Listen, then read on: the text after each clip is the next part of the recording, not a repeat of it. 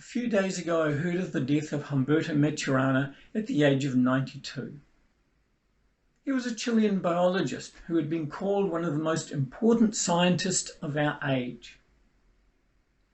I'm very fortunate to have heard him talk and actually had some short conversations with him at a systems science conference that I attended about 10 years ago.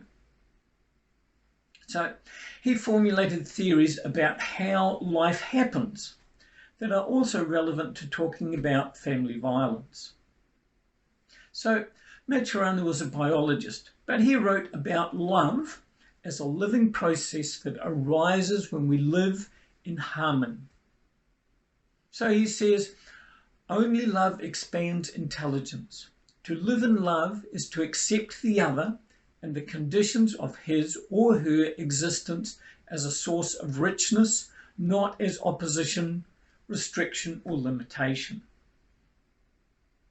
He also says, love is the grounding of our existence as humans, and it's the basic emotioning in our systemic identity as human beings. Now note there he used the word emotioning, a verb, an action, on purpose to show that love is an action, something that we do rather than an object that is. Now, Maturana says that all living creatures must be able to sustain themselves, repair themselves, and protect themselves within the body. It sustains itself by maintaining a flow of matter, energy, and information through its body. Now, life exists on many levels, from single-celled creatures right through to human beings. So, as human beings, we have physical, emotional, mental, social, and some people would say spiritual aspects to our being. Human beings must be able to sustain themselves at each and every level.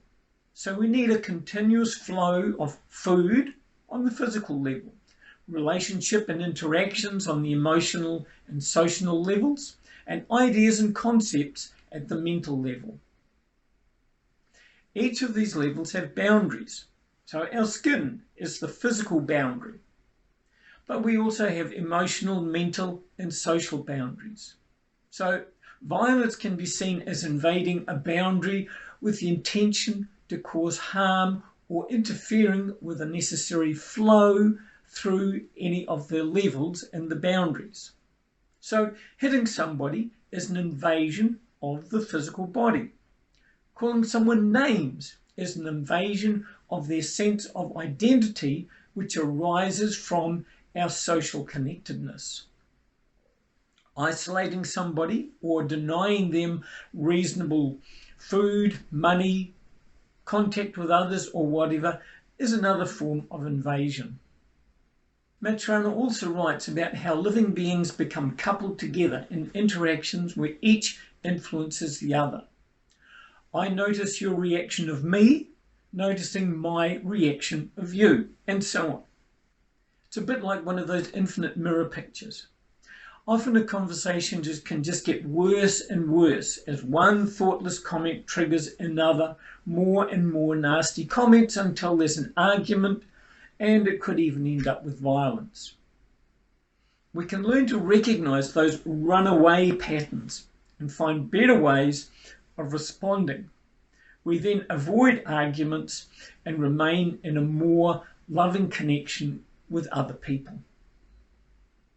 Now, the final idea from Maturana that I would like to talk about is the idea that our body and its capabilities shape the way that we respond to situations we find ourselves in.